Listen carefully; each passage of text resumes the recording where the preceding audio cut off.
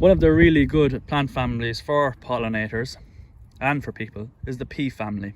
They provide us with peas, food for humans.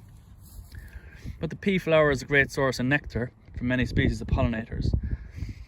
And here we have a number of plants from the pea family. We have a white clover, and each one of these has an individual pea flower on it. Then we have a tufted vetch. Gorgeous, really, really pretty right now. And then growing just here, mostly gone past flowering, is a kidney vetch. There might be a couple of little flowers left on one or two of them. And the really bright yellow one here is a bird's foot trefoil. And this is possibly one of the tufted vetches.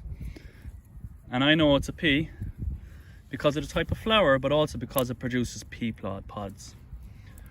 Rachel here now is going to crack one of those open, and you see in the palm of her hand she has a pea, and there's 7 or 8 or 9 or so of them inside in that pea pod, and it's the same in every pea pod.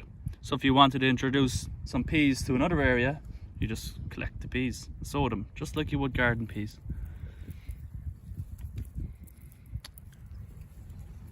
And for anyone interested, the pea family is a very safe group of flowers in terms of eating them, as all the pea family are edible.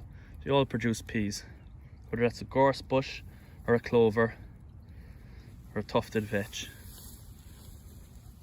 Some though are too small to eat, but Rachel is testing out some here, and what do you think? Maybe they're a little bit old.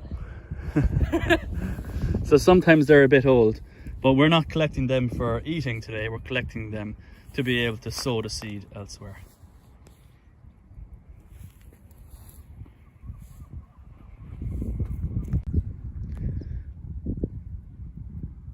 So on the theme of collecting wildflower seed, your meadow will produce all types of seed. Like in these seed heads here, these are oxeye daisies. Plenty of seed in there. And docks, of course, producing seed. Down here we've got loads of red clover seed. The white clover is producing seed. And just to see how much seed you can get from a small section of your meadow, this plant that's creeping out onto the path with the yellow flower, some call it yellow clover, it's more commonly known as black medic. And could be wrong about this, but I suspect one of the reasons for its black medic name could be associated with its seeds. So all these little black clusters are seeds. And Rachel here has just been collecting a little bit of seed. She's been doing this for about a minute. She's just pinching the seed into her hand. Very easy work. But if Rachel wants now, she could go home, and if one of her friends has a lawn and would like to introduce a pollinator friendly species into their lawn that looks very decorative, well, Rachel could give this handful of seed to her friend and it's ready to sow into the lawn. Just scatter it out there and it should actually establish itself. Black medic is also a really nice flower if you'd like to get colourful pollinator species in gravel driveways also. Wildflower seed is something that's expensive to purchase because there's a lot of care and attention goes into the growing and harvesting of it. But once you have your own bank of seed, you can very easily harvest your own and share it with your friends.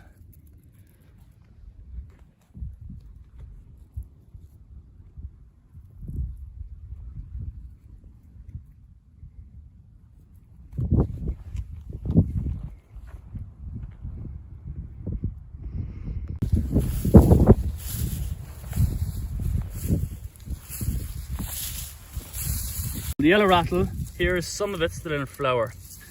Parasitizes grasslands. So basically that means that the yellow rattle attacks grass and it creates far better conditions then for more flower. So even though when we sowed this meadow, it didn't necessarily turn out as we expected with the grass and dock, the fact that there's yellow rattle in there, we're very happy for the long-term prospects of this meadow. It's going to do so well. And that brings us to another point about managing meadows, is that it starts off if you create a fresh meadow that you sow seed, but of course that seed grows into flowers and produces more seed, and you can collect that then. And here you can collect the yellow rattle. This meadow has so much yellow rattle in it, enough to sow many more meadows with yellow rattle. And all these seed heads are ready for collection. So I'm just harvesting my way through with my hand, just to give a demonstration. You know, 10 seconds or so of work, and I have a handful of yellow rattle seed.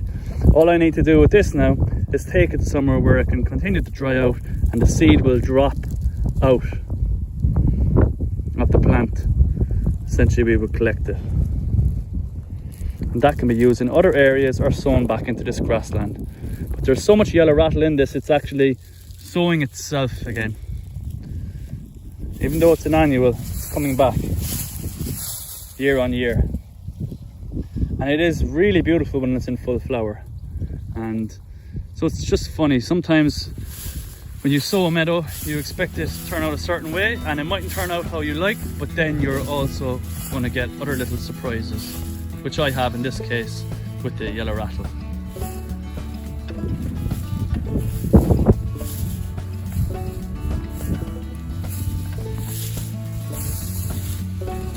A sea of yellow rattle.